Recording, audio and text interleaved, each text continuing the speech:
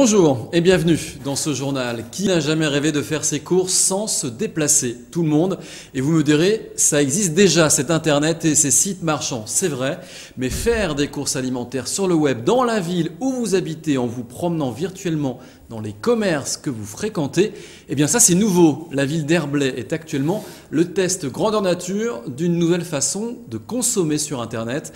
Le site Courses en ville a été créé à Cergy et Johan Bensoussan a suivi un consommateur de Montigny-les-Cormeilles qui utilise le service. Regardez. Pour cet habitant de Montigny-les-Cormeilles, depuis quelques mois, faire ses courses est redevenu un plaisir. Fini donc le stress des magasins et les files d'attente. Aujourd'hui, tout se passe assis devant son écran d'ordinateur. Habitué à acheter sur le net, consommables et autres appareils high-tech, Gilles Brousseriot n'avait jamais franchi le pas de l'alimentaire, souvent déçu par la qualité des produits.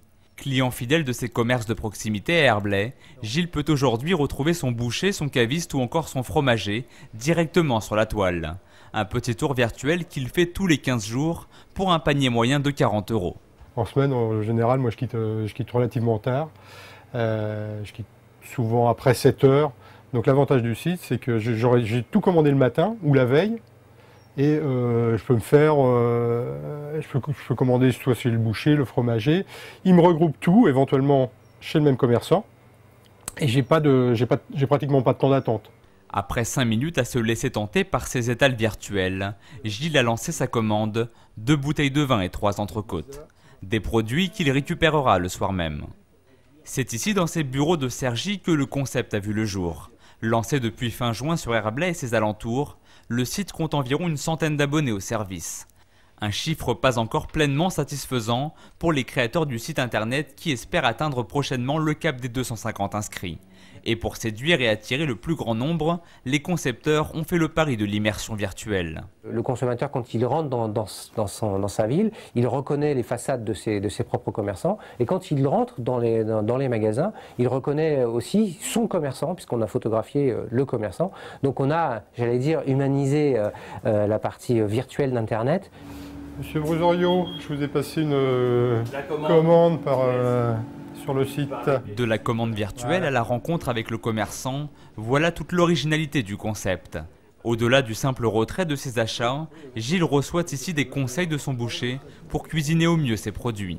Pour Joël Galéran, si son travail de commerçant reste identique, un nouvel outil moderne a pris place juste au-dessus des charcuteries. Un ordinateur qui lui permet de recevoir les commandes et de mettre à jour sa boutique virtuelle.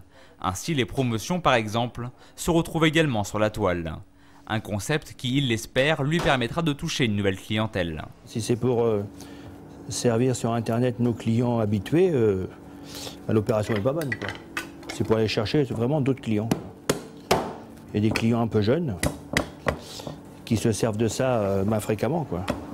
Pour l'instant réservé aux habitants d'Herblay et des communes proches, le site devrait bientôt s'ouvrir à la vallée de Montmorency, avec l'ouverture prochaine de commerces en ligne sur Saint-Leu ou encore Montmorency. Une première étape avant l'expansion à d'autres départements franciliens.